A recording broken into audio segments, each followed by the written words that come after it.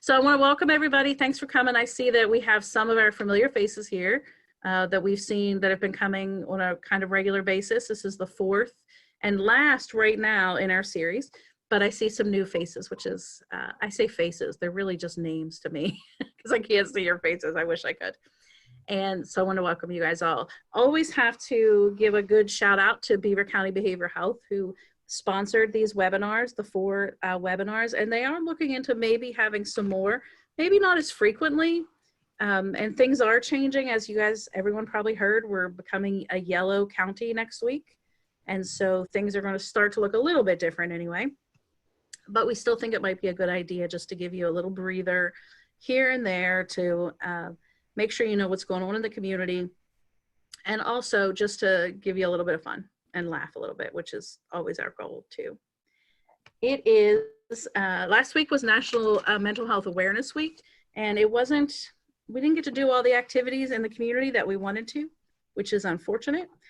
But I think every day should be Mental Health Awareness Day, particularly when we're dealing with everything that we're dealing with right now.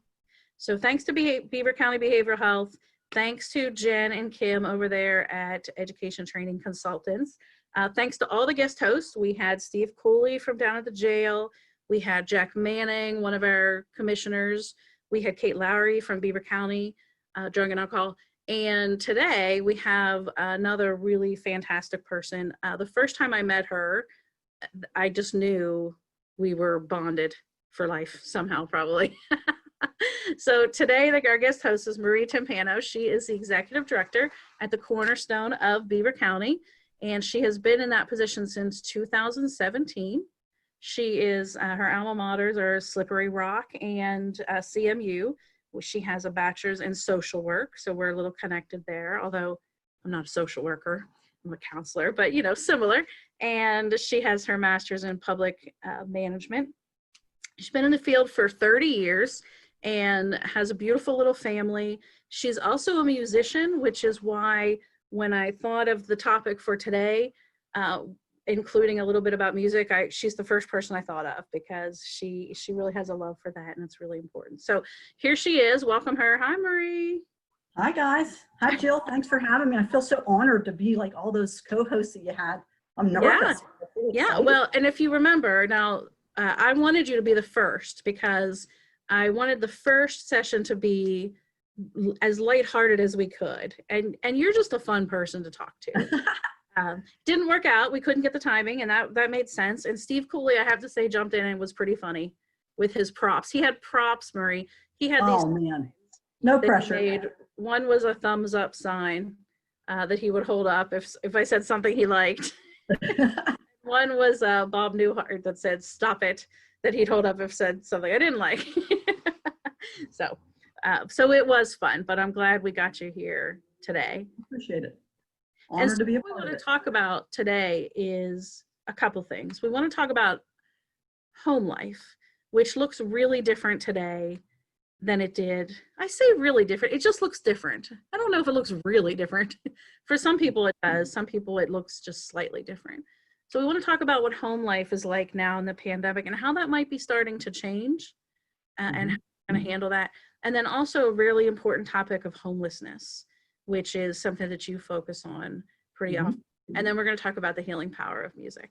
And maybe you'll have a little something for us. I might have a prop of my own. So some of the things I looked at, the Pew Research Center has already started kind of surveying and taking a look at what's happening in the community during this pandemic. And so they have said, obviously, that this coronavirus outbreak has had a profound impact on the personal lives of Americans in a variety of ways. I don't think that surprised any of us. It says nearly 9 in 10 US adults say that their life has changed at least a little bit. And 44% say that their lives have changed in a major way. So when you think about the pandemic for you, Marie, would you say it's changed majorly, or would you say it's changed a little bit? It's changed a lot for me. I'm sort of by nature kind of extroverted, as are my children, my family. And so, you know, particularly for my kids, I have two children. I have Isabella, who's a freshman in high school, and I have Joshua who's 26. Josh has some special needs. So his program shut down back in March. And so his routines are so important to Josh. Yeah. And so when the routines got changed up, he had a really difficult time understanding that. And that caused some, I think, anxiety for him. And for Isabella, just missing her friends and missing her routines. And she plays in the band, she participates in sports. So for those things to not be present, as time wore on, I think the novelty of it was great. Ooh, we don't have to go to school. But when that novelty wore off, it really was difficult, really for sure difficult. The Cornerstone has continued to operate, although modified in our approach, but I continued to come out to work, which was helpful for me because that isolation could be really difficult. Sure. So it's changed a lot for us. Yeah. I was just talking with the gentleman this morning who is going to help me with cleaning supplies as we get ready to reopen our office. And he said he was supposed to come see me today. And he said, can I take a rain check and we reschedule for next week? And I said, absolutely. And I said, I hope everything is okay. And he said, you know what? He said, people don't understand in the cleaning field. He said, I've been working 16-hour days, 6 weeks since the end of February, because even before everything hit, people needed direction and extra cleaning. And he's like, so, and I said, I really have this firm belief that we have 3 groups of people when it comes to work. We have people that aren't working right now, which is stressor in and of itself. Well, probably like me, who is working just as much as I was. I wouldn't say I'm working any less, but I am working differently. And then we have people like this gentleman who, and probably a lot of our first responders and some hospital staff that are working even more than they were working before. And so when we look at the stressors of those different groups of people, they're very different. They're very different. I was surprised though that only 44% that said that there was a major change in their life. I thought that would be higher. And 47% of women, well, it says that women were more likely to recognize the changes and point out major changes in their lives than men were. And I think that doesn't surprise me. I mean, women tend to juggle multiple things. Right. So when multiple things change, that's different than when one thing changes.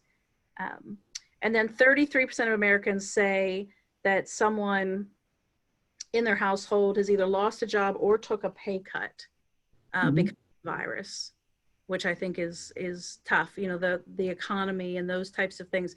People are worried about their physical health, but also what's going to happen financially in the environment. Right. I do have a couple slides here. Let me see if I always struggle with the sharing of the slides. The sharing of my screen. Oh, look at that. I did it.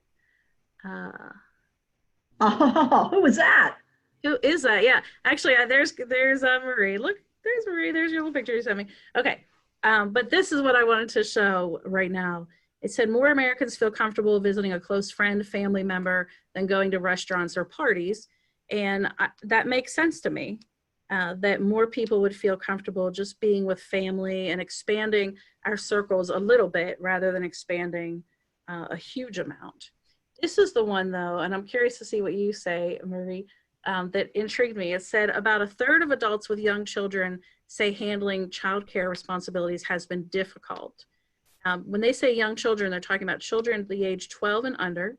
And so 1/3 of the parents say that it's been difficult. That means 2/3 of the parents don't think it's been that difficult.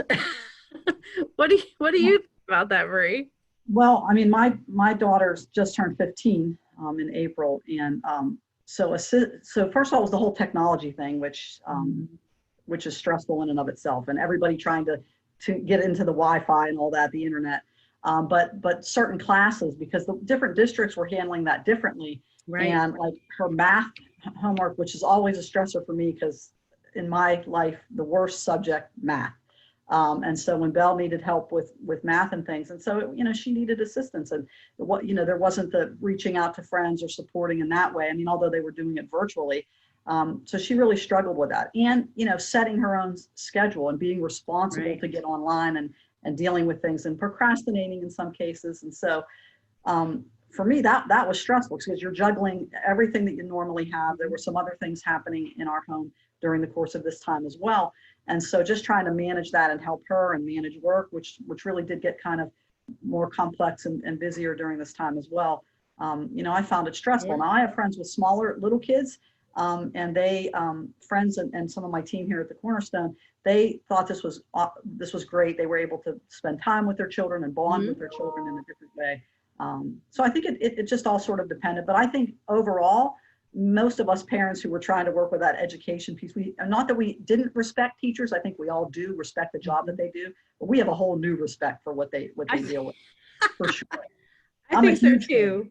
The last 2 weeks, I did a couple presentations for some of the elementary school staff in the Beaver School District, and that's one of the things I told them is I really do think that parents are getting a different perspective about some of the challenges that teachers have to handle on a regular basis. For sure. And it's interesting for me because I'm kind of in the similar situation that you are. I mean, my daughter is a sophomore. She's 16. She's a straight A student. In Beaver, they said the final semester is going to be pass or fail. Right. Which, to tell you the truth, if my son were still in school, he'd probably say, well, good, I'm barely going to pass. But Evie says, nope, I'm still getting A's because that's just what she does. So that's very easy for me. I ask her, do you need any help? No. Can we look at your grades? Everything's still great. Okay. And let her do her thing. So talk to some parents who have those younger children and they're trying to work and keep kids focused. And a girlfriend of mine I was talking to the other day, her kids aren't really young, but they're under 12. And she said one of the struggles she's having is even though she's working right next to them, with the technology, she can't always tell if they're actually working or playing a game because some of their educational lessons look like a game. Right. So she said, I have to really pay attention and I don't have time to pay attention. But if I don't pay attention, they just might dwindle off into some game and not really do what they're supposed to be doing. I mean, the whole concept of trying to work remotely, joining meetings, Zoom meetings and things, your dogs are going off in the background, your kids are walking by, it's different for sure. It's definitely different. It's definitely different.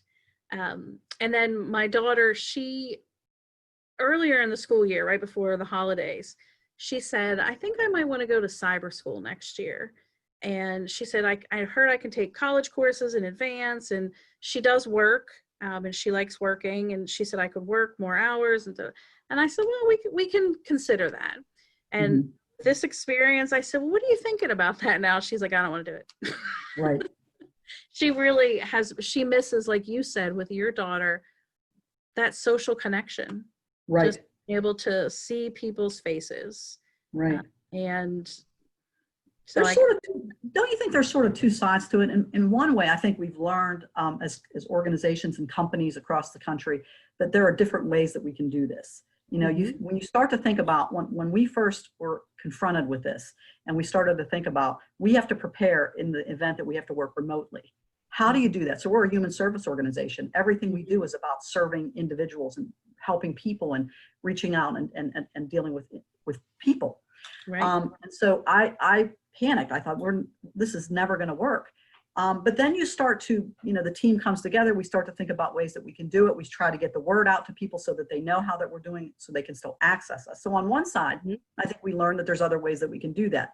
On the other side, again, I'm a very in person. I like to see people and I'm huggy, I need to, that's how I am. That's just my personality.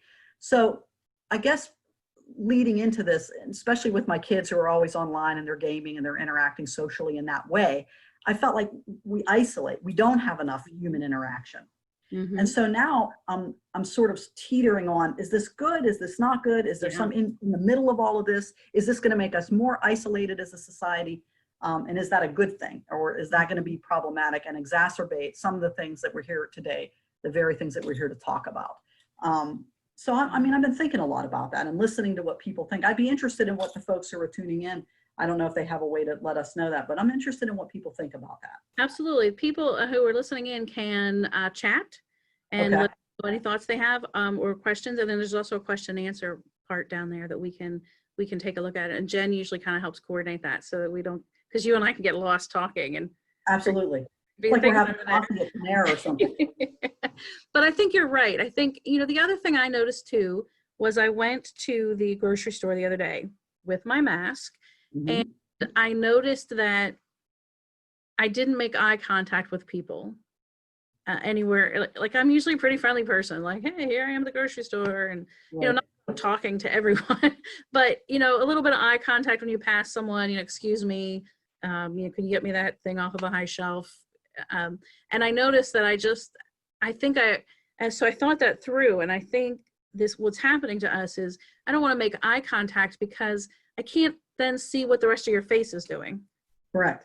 Because you're covered by a mask. So if I make eye contact with you, excuse my language, but is this my resting bitch face? Or am I being like, hey, nice to see you? And I can't always tell that with those masks. And so I'm assuming people can't tell that with me either. So this is something I think, and how do we go back then whenever that happens? Right. And be when we talk about normal, what is that going to look like? Yeah. What is the new normal? And as a cancer survivor, I remember hearing a lot of, it's going to be the new normal. And I'm thinking, what does that mean? But, these experiences, as with any experience, good, bad, and different, were changed as a result of them. Absolutely. And so I think that we are changed as a result of this experience as well, as individuals, as families, as workers, and as a society. Right. But how do you move beyond, I guess? One of my patients the other day made this great comparison. Actually, he also is a cancer survivor, like you, like me, and he said that he feels like what's happening now is kind of like cancer, like you're living with it. First of all, you don't even know it's there, and then boom, you're sick. It's here. Like the world just is functioning, and then it's like, oh, we have a pandemic, and then you're still living in it, trying to heal from it, but you're still right in it. And I thought this is a really great analogy to think about for anyone who's been through cancer, or anyone who's been through any sort of chronic illness like that, that it takes, because there are other things, not just cancer, that are the same way, that you have to heal while you're still in the thick of it. Right. And that's what I think we're all kind of experiencing right now. And you have to function sometimes, whether you feel like that or not. Well, and one of the things I'm encouraging a lot of people that I'm working with, patients or in trainings I'm doing, is just to remember that we have skills. So we've never lived through a pandemic before, but if we think of all the other crises we've lived through, either as an individual, as a family, as a community, we have skills. And so this is just about taking those skills and putting them into a different crisis. We're going to be okay. Sometimes it's remembering that it's figuring out, how do I apply? It's like transferable skills in your career, or and other things. It's how do I apply that in this situation, a situation I've never been in before, similar to cancer. I mean, God forbid, you find yourself in a situation that you've never been in before, and it's scary and it's intimidating, and until you get acclimated to your new environment, sort of. And I think that's what a lot of us have had to do through all of this. Right. Absolutely. So let's move on a little bit, Marie, and talk about homelessness.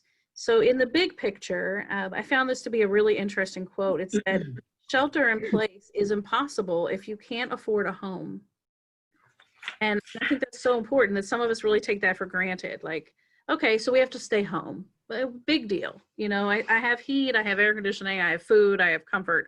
Okay, it's not so terrible. But if you don't have those things, then being told you have to shelter in place is pretty tough. So across the country, the U.S. Department of Housing and Urban Development estimates that there are about 550,000 homeless individuals on any given night in America, and around 2 million people that find themselves homeless in a given year. That's on a national level. And I want to share this picture that Marie and I had looked at. Oh, I think I lost it. I lost it. But there was a picture that I had about, I'll have to get it back here in a minute, but it was what's happening in Las Vegas. And I think, Marie, you said this is happening across a lot of large cities across the country, where they were taking parking lots and taping off sections where homeless people could have a spot. And it's just a picture to look at that is, first of all, Vegas is one of my favorite places to go. But to look at that and just, it's heartbreaking. It's Right. heartbreaking.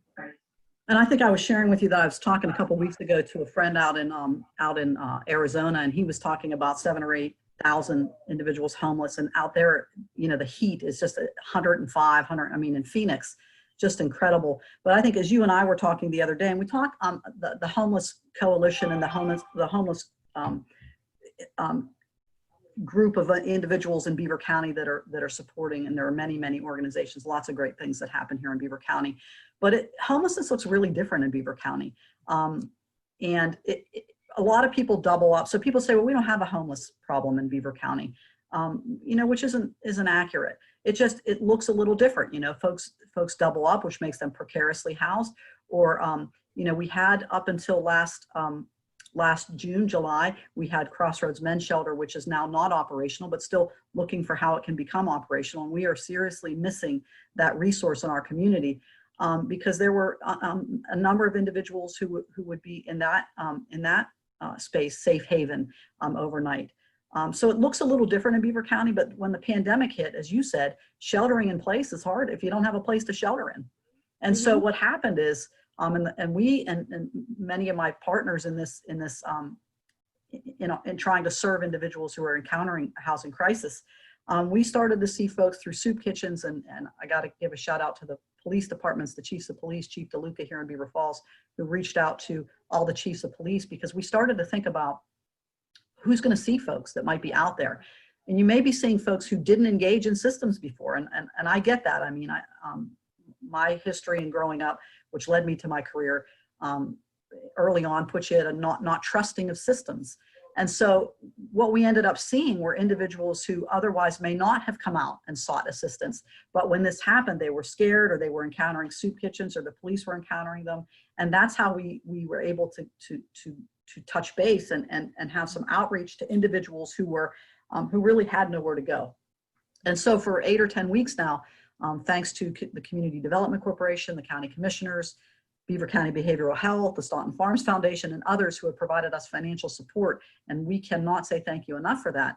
We have been able to work with local hotels and motels, as well as out-of-county shelters and the Women's Center and Shelter here in Beaver County, to make sure that those individuals do have a safe place to have to wash their hands, and to be safe from to do the social distancing and all of that.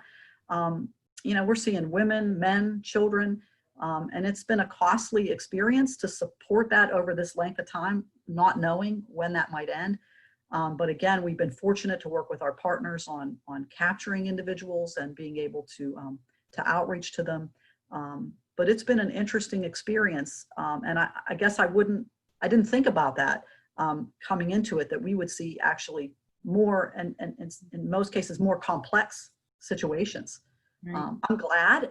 In some ways, I'm glad, because now we can touch these individuals, and they can touch us, and we can try to work together to come to a mutual place where they can be comfortable, where they want to be.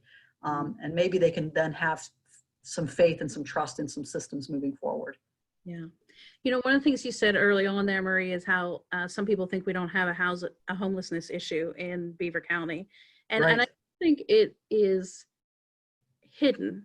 It's hidden, and maybe we do that on purpose sometimes in society, because we don't want to see it. You know, we don't want to know. But I remember years ago when I worked at the halfway houses, and we had that super cold winter. It was like the vortex of whatever. I don't even remember. It just was super cold, and we had a hotel that had donated to the halfway house like a bunch of blankets. Bunch of extra blankets, and we really didn't need them. And the men of the halfway house said, let's go out and find people that need these blankets and give them to them. And so we went out, me and maybe 10 guys, through Aliquippa. We went down through Ambridge, and we couldn't find anyone. They ended up taking them to the police station, which is a fantastic idea, and they do a lot more than just policing. Absolutely. They do outreach. And so we ended up and it was kind of funny, because the police officer, the men took them in, and the police, I think, were suspicious. They were like, where'd you guys get these blankets? they say they have a hotel's name on them, and so It they're was the like, big "Jill's blanket in heist. the van." So I had to come in and say, "No, it's all legit, I promise." But Yeah. that was really impactful to me and to those men to know. We knew that there was an issue, and some of these men had lived that, Yes. but we couldn't see it. We could, even when we went and looked for it, we couldn't find it. Right. And Right. that doesn't mean it's not there, though. Correct. And it's really given us a chance to educate the public. This experience has given us a chance, and I think, and let's folks have such compassion and a better understanding for that situation. So in that sense, I think that it's good. And in the sense that it's really, a lot of the churches and faith-based organizations, the Salvation Army, Trails Ministries, Manna, all the different, I know we have 12 Loaves in New Brighton, the Lado and Ambridge. A lot of these entities have, it's wonderful because there's such a nice camaraderie and collaborative spirit in Beaver County. And I think that what it's done is it's brought us all together, and, we're referring back and forth, and, where we can fill a gap, we do, and where others can fill the gap, they do. But it's given us a chance to have dialogue, similar to, being able to have dialogue and take some stigma out of mental health and things of that nature. Homelessness has its own, people have their own perceptions of what that looks like, and why people end up in homelessness. It's people, the perception that it's someone's at fault for that. But, this situation in particular shows us life can turn on a dime. And at that point, any one of us could end up in a situation. And so I think that that's opened our eyes and given us a chance to have dialogue about some things that maybe otherwise we wouldn't have. Yeah, absolutely. I think you're right. I was able to get my pictures back here. So I want to show this picture just because I think it's so telling. Can you see my screen? Yeah, there it is. There it is. Yeah, they're and that one just, there it is. It just breaks my heart looking at it. That people are being pushed into these little spaces, and that's it. That's all they have. So I'm sure it impacts people other people the same way it does with me. But it reminds me of this quote that said, I think I maybe saw this on your website, Marie, that said, "Nobody can help everybody, but everybody can help somebody." Absolutely. And I think that's so powerful and something that's really important to remember right about now. We can all make a difference. A little bit more about some of the statistics there at the Cornerstone. Sure thing. And I want to talk a little bit about the folks that we have served, because I think this is interesting. We've served over, so let me tell you a little bit about the Cornerstone. We are here at 600 6th Street. We were so fortunate to be able to purchase a building. We used to be up on 7 in Beaver Falls. Yep, 600 6th Street in Beaver Falls. And we moved in about last October, November-ish, I want to say. And we so we have, it's a one-stop shop kind of concept. And so it's not just the Cornerstone and the programs and services of the Cornerstone. And I can't give a shout out enough to my team, my staff, those who have been here prior, those who are here now. They do the hard work out there. But we also have other partner agencies that are here. We have Duquesne Light Cap here. We have the Greater Pittsburgh Community Food Bank. We have the Franklin Center of Beaver County here, has a satellite office.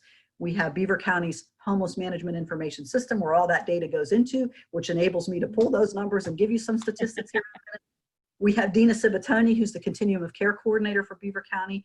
She works with community development and helps to keep us all sort of facing in the right direction. And so we saw over 5,000 people come through the doors of the Cornerstone last year. That doesn't mean they all came through the doors for the Cornerstone. They might have come in for the Franklin Center or other programs and services. But to the Cornerstone in and of itself, we saw over 600 households for housing types of services. And included in that are men, women, children, families, veterans.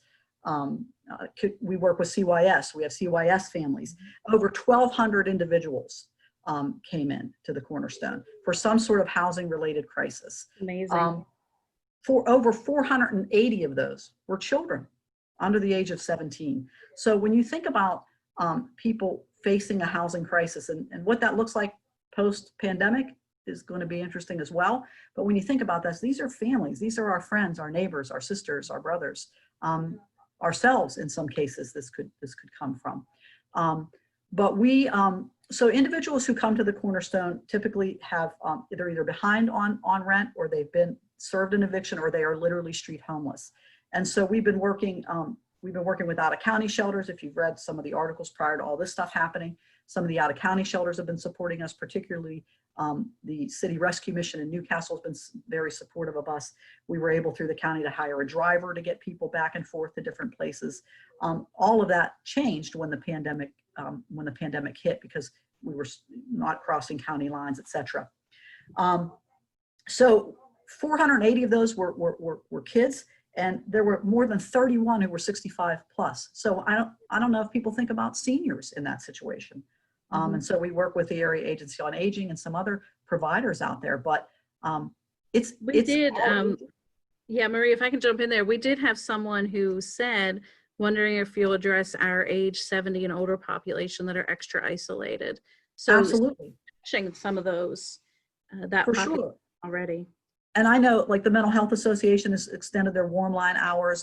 The center at the mall is reaching out to people. I'm the former director of Life Beaver County. I know Life Beaver County is doing outreach, the Area Agency on Aging.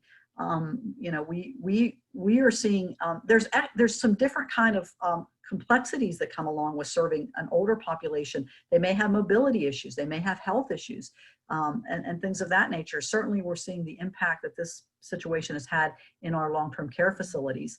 But we work with the Women's Center and Shelter. They have some space that they set aside for people with mobility issues and things of that nature. But if you're hoteling folks, or you're putting them in a motel, there's added things that you need to think about. If they're receiving any kind of home care, can they get their medications? We got a lot of calls from seniors who couldn't get their groceries. And certainly we were working, many of the grocery stores were doing delivery here in the community, and there were some different ways to address that. But with each group and demographic come different sorts of challenges. And I think that a lot of folks don't necessarily think of our elderly in a homeless situation, but we see it. Mm-hmm. We sure do. Absolutely. And I think the one thing, and so correct me if I'm wrong about this, Marie, or add to it, is we don't have to wait until people are homeless on the streets. That's right. Reach out for some services and resources. Absolutely. If you are running into difficulty, if you've gotten an eviction notice, there is a moratorium on evictions right now going through July the 10th, which means no one can be put through that eviction process at this time. But we are working very closely with our county, with community development, with Dina from the Continuum of Care, looking at resources that will be coming into the community. And so for individuals, we're getting more of those calls of folks saying, look, I've been reduced hours, or I've been laid off. I'm concerned, I'm falling behind. So we will be able, we believe very firmly that we will be able to assist when those dollars come in and how they're dispersed to different organizations. We'll be looking at getting the word out on that. But right now we do have prevention dollars, and so we can assist. And so don't suffer in silence out there. Before we end this conversation today, I'll make sure that you have our information, and we can refer you to other entities. If we can't assist, we'll make sure that you get to who can. Yeah, I think that's so important, is that people, and home life and homelessness is a very prideful issue sometimes. For sure. So people don't want to admit that they could be losing their home or have lost their home. So it can, there's a lot of shame and stigma, like you said, that's connected to it. So I think that's the thing I think I would really encourage people to remember, is that people don't have to wait until that happens to reach out, that there are other resources that can keep that from happening. Absolutely. And they don't have to feel badly about asking for help. We all need help. And the more that we are able to acknowledge and reach out and connect, that's why we're here. This is what we do. Right. Some of us have experienced some of these challenges in our own lives. Don't be afraid. Don't hesitate. It's just like the more we talk about it, the more people will understand it. And I think the one thing we want to say too about the older population, which I guess you and I are approaching quickly, Marie. Good Lord will, and that's not a bad thing, right? That's not a bad thing. That's not a bad thing. But when you think about that older population, first of all, they don't have as much of a connection with technology, some of them. So some of the things we are taking for granted is more difficult for them. And physically, they're a little more susceptible to to COVID-19 or other things that are out there because of just how the body changes it over the years. So I think we need to be conscientious about that. And Right. sometimes elderly people will complain that, my kids don't visit me as much as I wish they would, and they already feel isolated. And this can really be a double whammy on that. So I think we need to be conscientious about that in our own personal lives, and of course with the people that we work with in the community. And so many people are dealing with, so many lives lost through this process. And even if it wasn't to COVID, it changed the way we say goodbye to our family members or friends. It changed the way we grieve. For those of you who know me, I lost my brother after a 2.5-year battle with leukemia less than a month ago. And we were fortunate, and I couldn't give a shout out enough to the doctors and nurses at the ICU, at the CCU at Heritage Valley, because my brother was on a ventilator. I was able to go in for about an hour before he passed away. My sister and I could go in individually and say goodbye. But it was difficult. And while I was in that space that day, I could hear the doctor in the other room on the phone with somebody saying, how do I explain that to families? Because I kept hearing about families who were saying goodbye over FaceTime on phones and things. And to lose someone you love is difficult, but in this time, and even the way that we were able to go through the process of the funeral and things of that nature and not have people come over and share in that grief made it extra challenging. And so for those people who are out there grieving either the mourning a loss of a family member or a friend or job or any of that, it's really difficult. And I think it's so important. And I say this out loud today, as hard as it is, because I think it's important for folks to know that everybody struggles at some point in time. I'm struggling. I know others struggle out there, and we got to support each other in whatever way we can. Yeah, and thanks for sharing that, Marie. I'm so sorry that you had to go through that, particularly in this time. Thank you. We had a similar experience, different though, but a young person in our family. He was 12. He passed away in his sleep. We're still not sure. We still don't have all the details, but big Italian family like yours would come together. I mean, everyone would have been around, and Right. it just couldn't happen. So it really changed the way things looked. And I was really, it just really touched my heart that he was a baseball player, and a bunch of the baseball players put their uniforms on, and families, it makes me teary. They lined up six feet apart from each other so that when the family left the funeral home, they still could know that they were thinking of him. Right. That's one of the beautiful things that comes out of craziness like this, is that we figure out a way. People still figure out a way to be positive and to sorry for crying on the screen, but oh no, I'm sorry for your loss. Loss is tough. Loss is tough, and it makes you realize all the other losses that people are going through. And like you said about grieving the loss of a job or the loss of a person, all of us are grieving the loss of the lifestyle that we used to have. Right. Absolutely. And so we're all kind of going through a little bit of it. But my prayers and good vibes to you and your family, Marie. That's you as well. tough stuff. And to anybody else out there who's going through. You're not alone. You're definitely not alone. You're not alone. I've been reading this great book about adult siblings when you lose a sibling, but it talks a lot about the world just keeps on going. And I thought I was mad a little bit.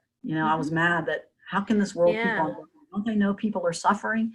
But it's different. It's different, and I think it's just so important that we talk to folks and we admit when we're struggling. It doesn't mean you're weak. It means you're human. Right. I think as humans, we got to connect on that level. Absolutely. So this is a good transition to talking about music and the power of the healing that it can have. And this is one of the quotes I pulled up. Wait, I'm getting there. There's your picture. There it is. Yeah, there's my. But music can heal the wounds that medicine cannot touch. And I think that is so powerful and true.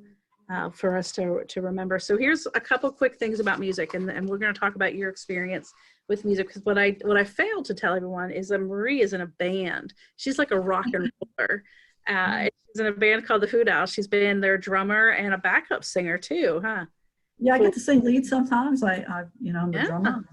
Do a little Yeah. bit of everything. Yeah. Nice. So music has a big impact on our mental health. And a lot of that has to do with the impact it has on the limbic system, which is that middle part of the brain where we have a lot of emotion, memory, those types of things. And so some studies out of Harvard said that these were some of the things that music they have proven to help with. If you're having invasive procedures, it can help restore lost speech after a stroke or some sort of traumatic brain injury. It can reduce the side effects of cancer therapies like radiation and chemotherapy. And I experienced that. I suspect you did as well, Marie. Absolutely. Can help with pain relief in general, and can even improve the quality of life for dementia patients by helping them recall memories or decrease some of their agitation. So it's not just that it makes us feel good, it really is proven that there's some really good stuff that comes out of music. So Marie, what's your experience with music and how it's helped you heal over the years? I mean, music has been a part of my life from my earliest memories. I come from an Italian family as well. My father was a musician, my sister a musician, aunts and uncles musicians. So there was always music around, and I'm the youngest of four. So there was always different generations, and I had a lot of musical influence. Music has played a big role in my life in a couple of ways. Both performing, playing music is a great outlet for me and has gotten me through many difficult times. I'm a writer. I write a lot, but listening to music as well. I think that if we all think about it, when we think about important times in our lives, there's usually a song or something. I remember, when I was a kid, we used to go to Baltimore. My mom's brother, my uncle lived out there, and I remember Elton John and some of those things playing on the radio. So it's sort of the soundtrack to those summers when we would go there. We use music to get into a mood. We use music to get out of a mood. I spoke about the fact that I have a special needs son who is Josh, who's fairly nonverbal. He's become more verbal over the years, but I remember when he was a baby.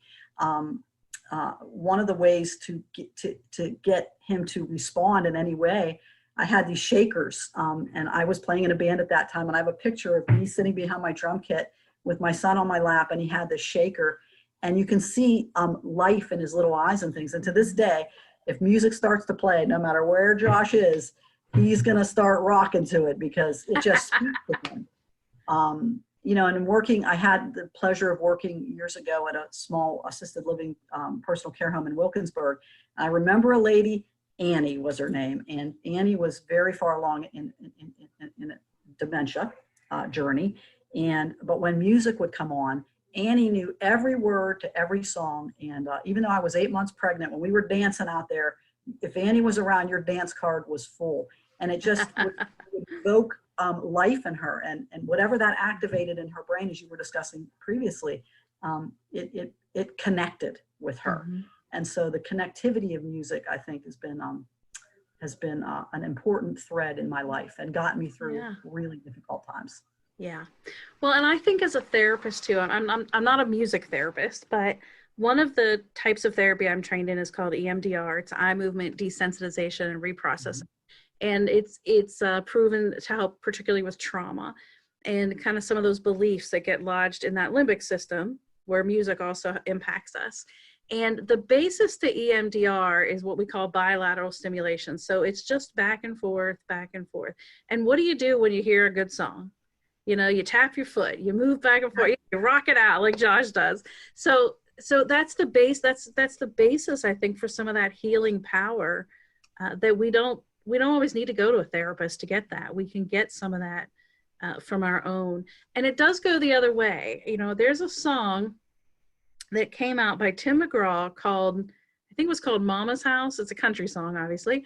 It came out right around the time that my mother passed. And every time I would hear it on the radio, I would turn it. I just couldn't. I never, and to this day, I've never listened to the entire song. It's probably beautiful. There's something just about the way that song starts and what it connects that hasn't totally healed for me yet. And I'm just Sure. not to listen to it. So you're right. It kind of goes both ways. And I think people use music, artists and musicians, all of the artistic outlets to get their story out, to convey what they're experiencing or what they're feeling. Yeah. And that's what connects in other people. And that's what I love about performing. I mean, when the band goes out and plays, it's interesting to see how people connect. And in live performance, which I miss desperately because the band hasn't been out since February, is that chance to connect with people. But Yeah. I've always enjoyed and appreciated when you get to watch back in the day, I used to watch a show called Behind the Music, and people would talk about what they were experiencing and how they put that into their music. Rap and hip hop and all of those things tell the story of people's experiences. And since way back the beginnings of time, people have conveyed their story through the arts, through music. Absolutely. And it's not always, this is what I find interesting. It's not always the lyrics. Sometimes it is. Correct. It's not always the lyrics. So sometimes it's just the rhythm. Correct. and the music in and of itself. I know it's sometimes when my daughters, because I have a 16-year-old daughter and a 16-year-old stepdaughter, because they go through teenage girl stuff. They do. Sometimes you go through it with them. Yeah, exactly. I say we're loading in the car. We are turning up the music. We're buying French fries, and we're just gonna cry and sing. And that's. Oh man, I want to be in your family. I know that's what we do. That road trip. It can kind of we curse a little bit, and then you get it out. But the music is such an important part of being able to do that. I want to show here your band. Ugh, sorry, see, technology hates me. There you are. There's the Hoodows. We're at Tusca Pizza right there. That's my band family. That's my family right there. They've been so supportive during this time. And when I lost my brother, they all picked a night and brought dinner down, even though we were socially distancing. There it was, and we did some virtual times together. Our families spent a lot of time together, and so love those guys. Yeah, that is and awesome. And girl, that's Sarah in the front. That is awesome. I think I have nope. I guess that was the last slide. I couldn't remember. Now, you brought something to share with us today. I did, because I'm a percussionist. You talked about my time I went to Slippery Rock. I actually started out a music major, believe it or not, a performance major. And so this is called a cajon tab. And my staff will probably be interested that I keep some sort of percussion instrument, because I'm always tapping or doing something to annoy people. But this is just something that I use on stage when we do some acoustic things. And then you can almost make the sounds of like a complete drum set on this thing. You can. But it really just gives you, if you know me, I'm a kind of hyper personality. I have a hard time sitting still. And so the opportunity to get it out and to play and to express myself. So if you get to watch any Hoot Owl videos on our webpage, we do some Eagles tunes and some other stuff where I get to get up and play this instrument. And it has a little vent on the side. I guess that's what I like about being a percussionist. You can make music and you can be percussive with anything. With anything, that's true. Banging out some garbage cans. And so as a kid growing up in a public housing community, I remember having a pair of sticks on my mom's couch. And that's where and that worked.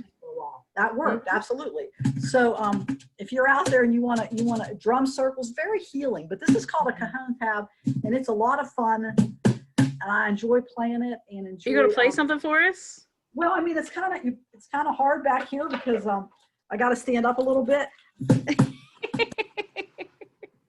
This is fantastic. Kind of a weird view. And then you can take this off and you get almost like a bongo sound.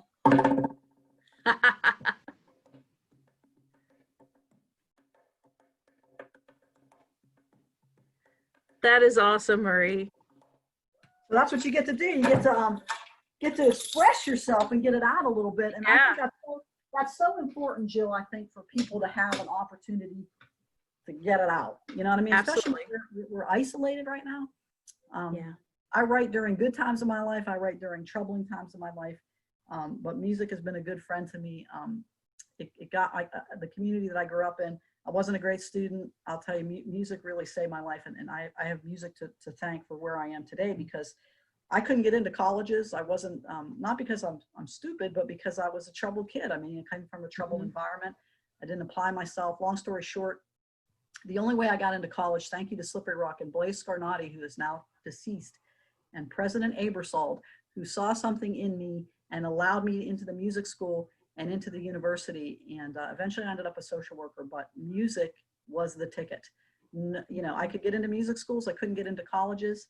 Those drums saved my life. And for that, I will be eternally grateful. But I say to folks, whatever that outlet is, for me, it's music, even if it's not something that you think you're good at. Don't let that stop you. Write, express yourself, get it out, connect. You have no idea what you may have to offer that connects with somebody else. So share that gift. That is so true. You know, with a mask, we'll be able to smile at people again. And, connecting and human acknowledgement. You never know. That smile could save somebody's life. Yeah. You know, in my family, my father was a whistler. I am a whistler. I'm a whistler too. My little family, it annoys them. Sometimes I'm driving in the car and I'll start whistling. I don't notice. I don't realize I'm doing it. I'll be whistling. Just feel like staring at me, like, you know, I could just feel it. I'm, okay. And I tell them that they just don't have the appreciation. That's right. That they should. And then one day I was at the Walmart, this was before the pandemic, at the deli line. And there was an older gentleman and he was whistling. And I said, oh, thankful. I said, I'm so thankful to see a fellow whistler. And he said, you know, I notice people either love whistling or they hate whistling. Right. And I said, that's true. And the guy behind the deli said, I can't stand it. And we just kind of laughed, but that's another. And you know, one of the things I really like about music too is when we talk about homelessness, when we talk about the changing environment of our home life, music is something that we can take wherever we go. Exactly. You can always have it. So even if we lose lots of material things, you know, that's something that's in us that we can always kind of take. I think writing is the same, but if you don't have a pen, you might not be able to write it out. Right. But music, you can always have it in your head. You can always have that rhythm, and it's such a beautiful healing thing. Marie, it was so great having you here today. Hey, it was a lot of fun. As I mentioned, I appreciate and honored to have been a part of it, and love being able to connect and in some way offer some kind of hope out there to folks. Yeah, I think you offered a lot. Bonnie checked in and said that she was able to find the Hoot Owls on Facebook. Sweet. She told me yesterday you have to be careful because there's a Hoot Owls in what, Europe or France? Yeah, overseas. You have to go to Hoot Owls PA. Hoot Owls PA. So if you want to hear some good cover tunes and connect with the Hoot Owls, you can do that. But if you want to connect with the Cornerstone, you can call us 724-846-6400. You can connect with us on our website, www.cornerstonebeaver.org. You can connect with us on our Facebook page. We've got a lot of stories out there. We're in the middle of a fundraising online campaign, trying to help folks pay for things like prescription things that they don't have, or other types of items that some of our, even with the generosity of our funders, sometimes those things aren't paid for. So we have some things going on there. If you want to share a story, you want to reach out, let me know. Come say hi to us at the Cornerstone as soon as we come out of this interesting time frame that we're in. We're here. As soon as we get green. As soon as we get green. It ain't easy getting to green, I've discovered, but we'll get there. We'll get there. Definitely get there, guys. Hang in. Everybody, thank you so much for being here. We loved it. We look to see that we may be offering some more. If you have a topic and you have an idea that you think you'd like us to offer more, send an email over to Jennifer, or you can send an email to me or whoever. Just get it out to us somewhere. And that helps us take a look at what you guys really want out there. And I loved seeing you guys. Thank you so much for the opportunity. Marie, it was great being with you today. Fun hanging out with you, and thanks to Jen too. Yeah. Oh, Jen does fantastic. I don't know what I'd do without her. She is the love of my life. Professionally speaking. Likewise. I have a lot of people here that said thanks, and that they really appreciated everything, and said that you did a great job, Marie. Oh, thanks. So yeah. So great stuff. Okay, everyone, I'm going to end us up, and I'm encouraging everyone to Keep your eyes wide open, be hopeful, save the world, all those wonderful things. And sing. That's a good one, Jen. And sing. All right, take care, everybody. Be safe.